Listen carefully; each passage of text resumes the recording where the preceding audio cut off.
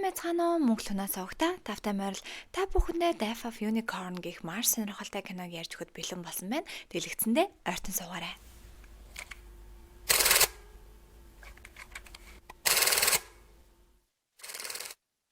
Манай киноны гол дүрийн охин бол Wednesday киногоороо олон танигдсан Jenna Ortega тоглосон энэ кинон дээр Ridley гэх хөөрхөн охины дүрийг бүтээн. Харин тажууд нь сууж байгаа залуу бол түүний аав нь. Тэр хоёр хамтдаа амралтын өдрүүдээр түүний аавын дарганд өнгөрөх жоогоор хамтдаа нислэгт суугаад очих газраа очсон онгоцноосоо буухаад сууж гин. Буух цаг нь жоохон хойшлоод онгоцонд нь техникийн асуудал гарна. Аав нь дарагтайгаа уулзах цагаасаа хоцорж байгаа учраас нилээн яарав. Ридлигийн маань ээж нь нас бараад удаагүй. Аав нь ганц бие аав бөгөөд охиныгоо харахаас гадна ажиллаж салгардуулгүй хийдэг. Үүнийг нь магтаж байгаа дарга нар нь охиныгоо бидэнтэй уулзвал амралтын өдрийг хамт өнгөрөөё гэсэн урилга явуулсанд ярианаас нь тодорхой болно. Тэгээд Ридлигээс гуйна. Түүнийг тэдэнтэй уулзахаараа илдэг байхыг хүсэх ба Ridley ч мөн за би очиод тэгвэл өргөдүүлэх тактик хийяад гин аавынх нь хөөрхийг харшил нь хөдлөөд дархан залгаад хаана явж байгааг нь асууна. Аав нь хаана явж байгааг хэлэх гэсэн боловч уцсныхаа сүлжээч унана харшил нь хөдлөнө. Юм давхцаад уурлаад байж байх үед нь замд нь нэг амьтан гарч ирэн тэр хоёр тэр амьтныг мөргөн зогсоно. Шокнд орсон манай хоёр арай гэж сэргээд аав нь Ридлийг зүгээр эсгэн шалгана. Тэгснээ ямар амтан мөрөгчвөө. Яахлаараа юм азгүй юм тохиолддог байна гин. Харин Ридли аваа тэр амтан өвчгснүүгээд манай хоёр гарч ирээд нөгөө амтнаа шалгахаар олно. Тэгсэн нөгөөх нь жирнэлэн ягаан өнгийн цустай. Тэгснээ цаав цагаан одоо морь байх ба тухан дээрээ нэг эвэртэй угаасаа харваас unicorn. Тэгээд аав нь яасан ядаргаатай юм бэ? Би яарч явж байсан юмсан гэд уурлаад явна. Нөгөө амтных нь эвэр нь гэрэлтэж байхаар нь хажууд нь сууж байсан Ридли маань эвэрэнд нь хүрсэн гэвгэнд огторгүй ертөнцөөр аялаад шаал өөр юмд харцсан ороод явчихна. Харин аав нь түүнийг Ридлигээ дуудсан боловч тэрээр хариулахгүй. Тэгэхээр нь охиныгоо эвгүй байдалд орчихлоо гэж бодоод нөгөө амьтны чинь толгой руу зохиод алчна. Энэ бүхнийг харсан Ридли маань дахиад нэг шок. Энэхүү манай хоёр нэлээн адал явдалтай явсаар байгаад аавынхаа даргын гэрт нь ирнэ. Тухайн айл нь тун баян маш том эдлэн газартай. Замд жоохон асуудал гарлаа гэд яваад орно. Яг үнэндээ нөгөө юникорны цогцын машиныхаа багаж нь хадгалчихсан. Энэ хүн бол тэр айлын ганц хүү жоохон тэнэг. Харин энэ эмэгтэй бол тэр айлын эзэгтэй. Тэгснээ манай хүнийг тэрж аваад л манай хуульч ирсэн байна. Чамайг манай нөхөр үнэхээр удаан хүлээлээ гэд. Нөхөр нь жоохон өвдөжгсөн өнөө маргаашгүй болгосон өвгөн. Тэгснээ та хоёр яагаад дуудав гэсэн.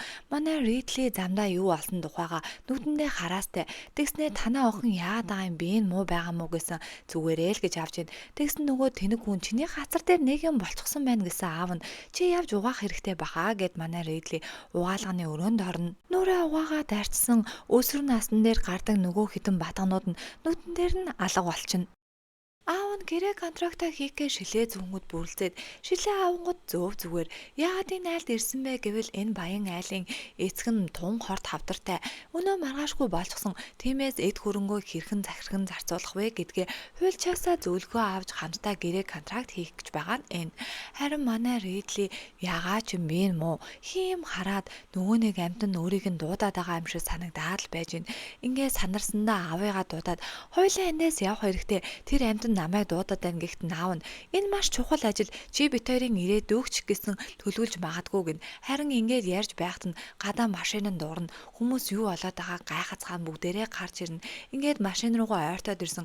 Нөгөө юникорн нь машиныхын цонхыг хаглаад гараад ирнэ. Манай хийж яахад байж идэл туслах нь бол хамгаалагч нь түүнийг буудаад дахиад алчна. Ингээд манай хоёр ирэх замд юу олсон тухайгаа нөгөө хэдтэй бүгдэнд нь ярина.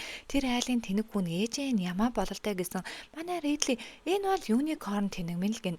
Тэгээд Ридли маань миний газар дээр байсан юм алга болчихсон гин. Харин аав нь тэр амьтны цус миний нүд рүү харсан. Харин миний хараа сайжирчихсан.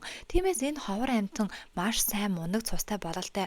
Бид нар улсын хамгаалтыг дуудах хэрэгтэй гэсэн нөгөө айл нь үгүй дээ бид нар цэрэгт дургу. Тэр улсынхан ч үнэхээр төвөгтэй байдгийн. Харин биднэрт лаборатори байгаа учраас бид нар шийдъя гэж зөвшөөрүүлнэ. Орой болж аав нь Ридлитэй ярилцахаар ирнэ. Харин Ридли "Ааваа энэ бүхэн буруу юм шиг санагдаад байна. Би тэр амьтантай яагаад ч юм холбогдоод тэр амьтны бодол санааг нь ойлгоод байна" гэсэн аав нь "Би энэ ажлыг маш удаан төлөвлөсөн. Чиний энэ утгагүй яриаг чинь сонсгож ирээгүй" гэж хэлээд өрөөнөөс нь хөөгдөнө. Өөрт нь итгэхгүй байгаа аавдаа дургуун хүрээд ээжийнхээ зургийг харж байсан. Ард талд нь юникорны зураг. Ингээд манай Ридли юникорныг өөрөө судлахаар шийднэ. Харин маш олон мэдээлэл гарч ирэх ба тэр амьтны нэг сайхан сэтгэлтэй ариухан охин удирдах боломжтой. Бусд нь бол тэр амьтантай хайрцагч үгүй. Гэхдээ тэр амьтанд ямар үйл хийн түүнийгээ тэр амьтнаас эргүүлэн авдаг тухай уншина. Маргааш өглөө нь манай хоёрыг нөгөө лабораторийн эмчнэр нь хурж ирээд яаж алга болсон тэр бүх тухайн шинжилгээ хийгээд манай хэдэд тайлан тавьж гин. Тэгснээ энэ амьтны цус нь өөрөө эдгэх чадамжтай тун хүчтэй тийм бодис агуулж байх шиг байна. Гэхдээ энэ бүхэн зөвхөн эвэрнээс нь ялгарч байна гэдгийг дуулгана. Үүнийг сонсон ойл дарга би маш хүнд хорт хавдартай үхлээ хүлээж хөвтөж байгаа надад алдаад байх зүйл байхгүй. Тиймээс би энэ амьтныг өөр дээрээ туршиж үзэх хэрэгтэй гэд нөгөө амьтны чинь эвэрнээс нь жоохон үрж аваад өөрийн биендээ тусалтаа хийчин. Харин ихнэр нь би чамайг идэгнэ гэдэгт итгэж байна гэд тэр хэдийг ярилцаж байхад нь манай Ридли харан бүх зүйл буруугаар эргэж байгаа гэдгийг мэдэрсэн бололтой дахин судалгаагаа эхлэн. Харин энэ үед нь нөгөө мангар бацаан чинь гацаа зогсчихсон. Яасан бэ гэд яваад очсон аав нь цагаан ирүүл болчихсон эрч хүчтэйгээр зогсож байна. Харин шинжилгээ хийсэн эм чинь "Таны хорт хавдар чинь хаашаа ч алга болчихсон байна. Бид нар үүнийг ойлгохгүй байна" гэсэн нөгөө өвгөн чинь цоо ирүүл болсондоо бөөн баяр. Тэгээд энэ бүхэн бидний боломж. Энэ бол ангаахын шин нээлт. Бид нар энэ эмийг заавалжгүй маш хүнтэйгээр борлуулах хэрэгтэй гэд нөгөө хэд маань ажилдаа орно. Энэ бүхнийг харсан Ридли маань "Та бүхэн буруу зүйл хийж байна. Энэ амьтны тухай би судалгаа хийсэн. Энэ амьтантай яаж хайрцан тэр амьтан бидэнтэй яг тэгж хайрцан. Тиймээс цогцыг нь буцаагаад байгальд нь аваачаа тавих хэрэгтэй" гэдгийг сонссон. Мөнхөн цохорсон ойл дарга түүний аав хоёр нийлэн манай Ридлиг гомдоогоод явуулна. Удахгүй их мөнгөтэй болох гэж байгаа нөгөө хэд чинь шампань задлаад бөөн баяр. Тэгснээ нөгөө амьтныгаа бушуухан том лаборатори руу авч яв гэд тушаана. Энэ үед нь тогон дасраад юу болоод байгааг шалгаад ир гэд Ридлигийн аавыг явуулна. Харин гадаа нь маш ихээр дууд дучгнан чимээ гарна. Нөгөө хэд чинь юу болоод байгааг ойлгохгүй байж идэл нөгөө манай Аз эмчи маань шууд гаднаас нь маш том эвэр гарч ирээд мөрөгчөнд энэ бүхнийг харсан Ридли болон түүний аав хоёр шок. Айсан Ридли нэг хашаан дотор ороод нуугдаж байсан том юникорн ирснэ. Эврийнхаа гэрлийг асаагаад намхан болчихно. Эвэрэнд нь яг хүргэж байхад нь нөгөө хамгаалагч хүүхэн чинь буугаараа буудана. Харин нөгөө амьтан чинь маш хурдан зүхтана. Хит хитэн хамгаалагч болон эмчээ алдсан ноён ойдол айж байхад нь Ридли "Би та нарт анхааруулсан шүү дээ" гин. Харин ноён ойдол чи яаж үнийг мэдсэн тухай асуухад Ридли маань "Би тэр амьтны эвэрт нь хүрсэн чинь яагаад ч бид хоёр хоорондоо холбогдоод байгаа. Тэр амьтны оюун санааг нь ойлгоод байгаа" гэхийг дуулсан ноён ойдол "Би тэгвэл түүний эвэрт хүрэх хэрэгтэй" гэд агнахаар болно. Энэ үед нь түүний тэнэг хүү эмчийн анхаарлыг сарниулан юникорны эвэрний дээжийг хулгайлна. Харин эмч түүнд "Тэр амьтан үнэхээр сонирхолтой. Өөрөө өөрийгөө эдгэж байх шиг байлаа" гэдгийг сонсон Ридли маань аав руугаа залган түүнд мэдэгдэхээр шийднэ. Гэвч утас нь холбогдохгүй. Тэр хэд очих газраа очижсэн. Нөгөө юникорн чинь хамгаалагч нарын нэг нэгээр нь агнан ойдол болон Ридлигийн аав хоёрыг хөөн айл хэзээний эдлэн дотор орж ирнэ. Харин ноён ойдол өөрийнхөө эгоноос болоод нөгөө амьтанд зоогдож нас барна. Ноён ойдолын алгыг харсан манай хэд сандралтанд ууцнаас сүлжээж байхгүй. Ингэж байдал тогонж тасарна. Ридлигээс юу хийх вэ гэж асуухад тэрээр бушуухан энэ юникорны зулцгааных нь бие нүг тэр хоёр зулцгаал хүсэж ирсэн байгааг нь тэр хоорондоор нь манай хэд зүхтах төлөвлөгөө гаргана.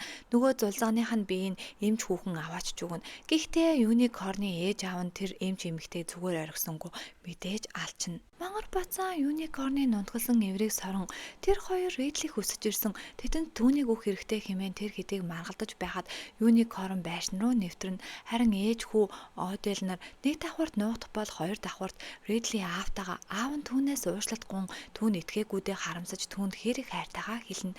Ингээд манай хэд нэлээд тэмдэлдэж байгаад хадагтай ойдол хан руу ойртоход том эвэр гарч ирэн түүнийг сүлбэн маш ихээр шархтуулна. Энэ бүхнийг харсан хүн юу ч хийхгүй зогсоно. өгсөн. Ридлигийн аав болон түүний өрөөлөө юникорн дайрахад аав нь Ридлийг зүгтаалган өөрөө өрөөнд түгжигдэн үлдэн ингээд Ридли маань зүгтаж байгаад араас нь нөгөө мангар бацаан чинь чи хүрээдэр энэ бүхэн чамаар л дуусах ёстой гэд түүнийг барьцаалж үлдэн харин том юникорн гарч ирснээр Ридли рүү ойрцсноо гівгэн төвөр дээр нь хөвтөд унтаад өгөн энэ бүхнийг харсан Ридли маань үнэхээр их гайхаад байж л нөгөө мангар бацаан чи ирснээр шууд л хүлээн уяад эхэлнэ.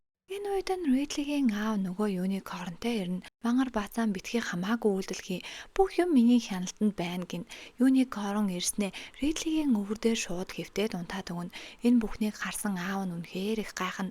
Харин мангар бацаан хоёулаа энэ бизнесийг хамт хий 50-50 хувиар нь авъя гэхийг сонссон аав нь шууд л барьж байсан эврээрээ нөгөө мангар бацааныг сүлвчин нөгөөх нь ч зөрүүлээд барьж байсан сумаараа Ридлигийн аавыг шархтуулна. Ридли хөөхий аавтай санаа зовон уйлахад аав нь түүнээр маш ихээр барахдаг, маш их хайртай гэдгээ хэлнэ. Энэ үед нь юникорнууд сэрэн аавыг нь өөрсдийнхөө зулцтай хамт хэвтүүлэн эврээ нийлүүлэн ид шидээ гарган өөр ертөнцөөс Ридлигийн аавыг авчирна. Ингээд нөгөө зулцганж сэрж манай юникорнууд ойн гүн рүүгээ явцгаана. Ридли маань аавыгаа амьд байгааг харан маш их баярлан манай хоёр тэрвэрлдэж байх үед нөгөө байрны хамгаалагч цагдаа нарыг аваад ирчихсэн. Цогсны хажууд манай хоёр байхаар цагдаа нар угаасаа ойлгомжтой тэр хоёрыг аваад явна. Манай хоёрч бөөн баяр аав охин хоёр бие бинийгаа ойлгодог болчихсон. Гэхдээ хоёлаа зөв зүгээр байх болно гэд яриад инээгээд байж хат нь юникорнууд хажууд нь хүрээд ирчихсэн. Тэгснээ нэг юм хэлсэн бололтой манай хоёр туун хурдан суудлынхаа бүсээ зүүгээд хамтдаа тэрвэрлдээд байж гин. Харин энэ үед нь юникорнууд молоос маш хүчтэйгээр ирэн машиныг мөргөж байгаагаар кино маань дуусаж байгаа юм. Та бүхэнд маань Death of Unicorn гэх кино маань таалагдсан бол лайк, subscribe дараарай. Түгээж чадхаараа түгээцгээе.